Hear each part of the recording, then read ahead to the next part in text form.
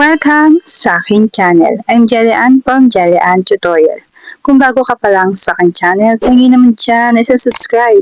Hit mo na rin ang bell button para updated ka sa mga susunod ko pang i-upload. Hello mga ka-Jelly, for today's video about Pixverse AI po ang ating topic. Kasi po, meron po mga nag-comment sa video ko na meron daw ditong bayad pag nag-edit. So dito, ituturo ko sa inyo kung paano kayo makakapag-edit ng libre. So yes po, wala po tayong babayaran kahit piso sa Pixverse AI kasi meron po siyang free. So dito ay tuturuan ko kayo dito sa video na to. Sana po ay makatulong itong video na to sa inyo. Kaya kung interesado kayo, ay tapusin mo itong video na to hanggang dulo para malaman mo kung paano mag-edit ng libre sa Pixverse AI. At sisimulan ko na yon pagkatapos ng intro.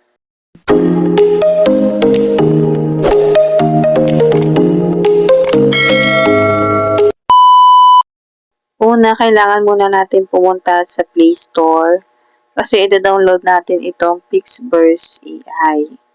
So, yan. Pagka nandito kayo sa Play Store, search na lang sa search bar yung Pixverse AI. Tapos, ganito nga ang kanyang logo. Ito. So, dito open yung nakalagay sa akin kasi naka-install na to sa akin. Pero kung wala pa kayo, install po yung nakalagay dyan. Install nyo lang po and then open nyo. Tapos, mag-login po kayo dito gamit ang Google account. Tapos, ganito na nga siya. Ayan. And then, pinutin nyo yung allow. And then, automatic merong ganitong free. So, claim nyo lang yan. Ito po yung sinasabi ko na free.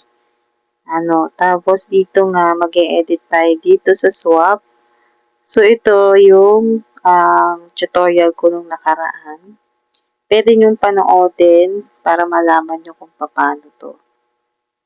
So, dito, example ko lamang ulit ito kasi papakita ko nga kung paano kayo ulit makakapag-edit kahit hindi pa umabot ng kinabukasan. Kasi po dito sa Pixverse AI, everyday meron po kayong makiklaim na free. So, dito po sa video ko na to, kahit hindi pa po umabot ng kinabukasan, pwede po ulit kayo mag-edit ng free. Kaya tapusin mo yung video na to hanggang dulo kasi ipapakita ko sa inyo kung paano. So, ayan, naglagay na ako ng picture. And then, pindutin natin itong create. So, yan, dahil nga meron tayong free, nakakapag-edit tayo. And then, ito yung resulta niya. Ayan. So, na-edit natin siya, di ba? So, isi-save lang natin itong video na na-edit natin. Ayan siya. Ito yung nasa taas, yung arrow. And then, MP4. Pag may check na yan, nakasave na siya. Nasa gallery na yun. And then, mag-edit ulit tayo ng isa pa. So, pindutin itong plus sign. Tapos, dito ulit tayo sa dulo. Itong swap. Maglagay ulit tayo dito ng video. Ayan.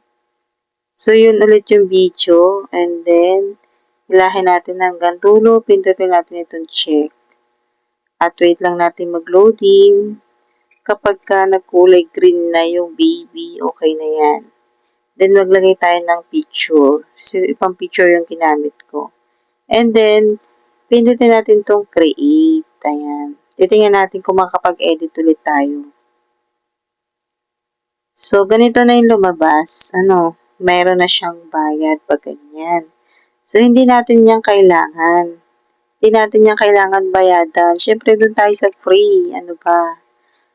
Kaya nga, sabi ko sa inyo, tuturuan ko kayo kung paano kayo makakapag-edit ulit ng libre. Hindi kayo magbabayad dito. So, dun lang tayo sa libre. So, paano nga ba? Ang gagawin mo lang, ibabak natin yan. So, yan. Kapag pagka may bayad siya. Pag pangalawang edit na. Kasi ang free ay 60 lamang. At isang edit lang yun. Ang gagawin mo ngayon, ilalag out mo itong Gmail mo. Ganito lang yung gagawin. Pumunta ka sa Pixverse AI na application. Itap mo ng matagal. Pindutin mo tong pin po. And then, ito yung makikita mo. So, dito, itatap mo ngayon itong storage. Ayan. Itap mo lang yan. Tapos, pindutin mo itong clear storage. Ayan. Pag nagawa mo na yon, i-back mo na yan. Tapos, pindutin mo ulit yung Pixverse AI. So, dito, panibagong login ka na kasi ginawa mo yun. So, parang nag-log out ka na.